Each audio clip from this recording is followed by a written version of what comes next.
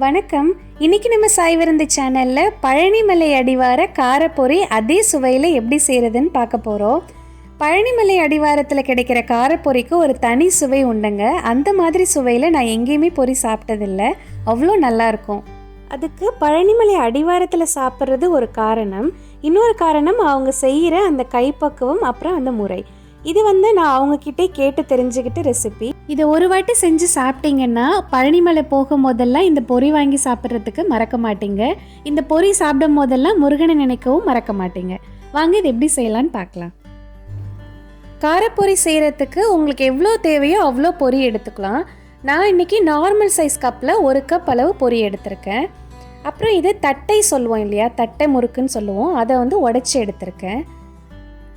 தக்காளி கொஞ்சம், வெங்காயம் கொஞ்சம் நறுக்கி எடுத்துக்கோங்க. அப்புறம் இது ஒரு சின்ன டீஸ்பூனில் 1 ஸ்பூன் மிளகாய்த்தூள், ஒரு அரை டீஸ்பூன் மிளகுத்தூள், கொஞ்சமாக உப்பு, 3 கலந்து வச்சுருக்கேன். ஒரு அரை மூடி எலுமிச்சம்பழ சாறு எடுத்திருக்கேன்.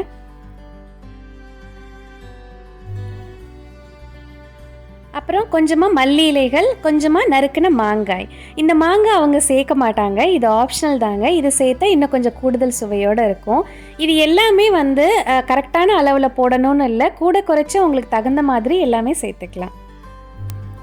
அப்புறம் இதில் கடைசியாக ஒரு 2 ஸ்பூன் தேங்காய் எண்ணெய் மிக்ஸ் பண்ணுவாங்க. நான் சில ஹெல்த் இஷ்யூஸ் இருக்கிறதுனால நான் இன்றைக்கி தேங்காய் எண்ணெய் சேர்க்கலை. நீங்கள் 2 ஸ்பூன் சேர்த்துக்கோங்க கடைசியாக கலக்கும் போது. பொரி செய்கிறதுக்கு இந்த மாதிரி குழிவான அகலமான பாத்திரமாக எடுத்துக்கோங்க. அப்போ தான் அவங்க கடையில் வேகமாக கலக்குவாங்க, அந்த மாதிரி நம்ம கலக்க முடியும்.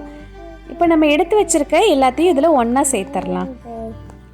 பொரி செய்யும் போது அவங்க இந்த மிளகாய் தூள், உப்பு, எலுமிச்சம்பழ சாறு, தேங்காய் எண்ணெய் இது எல்லாத்தையும் பேஸ்ட் மாதிரி கலந்து வச்சுருப்பாங்க.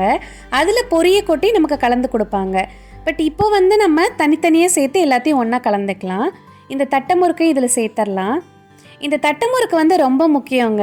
இந்த தட்டை அதில் சேர்க்கும் பொழுது அது எலுமிச்சம்பழ சாறு அப்புறம் தக்காளியோட ஊறி சாப்பிட்றதுக்கு ஒரு தனி டேஸ்ட்டாக இருக்கும். ரொம்ப அட்டகாசமாக இருக்கும் அது பொரியில் சாப்பிட்றதுக்கு.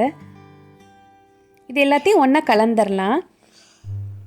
எல்லாத்தையும் கலந்ததுக்கப்புறம் கடைசியாக பொரியை சேருங்க. அப்போ தான் எல்லா மசாலாவும் பொரியில் ஈவனாக மிக்ஸ் ஆகிருக்கும். இல்லைன்னா ஒரு பக்கம் ரொம்ப காரமாக ஆகிடும், ஒரு பக்கம் பொரி சப்புன்னு இருக்கும், சாப்பிட நல்லா இருக்காது. இது எல்லாத்தையும் இப்படி ஈவனாக மிக்ஸ் பண்ணிக்கலாம்.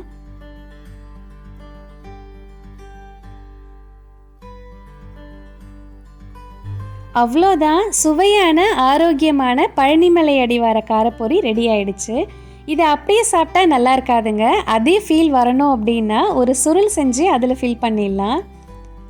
அப்படியே வெற்றிவேல் முருகனுக்கு அரோகரா அப்படின்ற கோஷத்தோட இந்த பொரியை சாப்பிட ஆரம்பிங்க. இன்னும் கொஞ்சம் கூடுதல் சுவையோடு இருக்கும். இதை வீட்டில் செஞ்சு பார்த்துட்டு எப்படி வந்ததுன்னு சொல்லுங்கள். அடுத்து ஒரு ஆரோக்கியமான பதிவில் உங்களை சந்திக்கிறேன். நன்றி.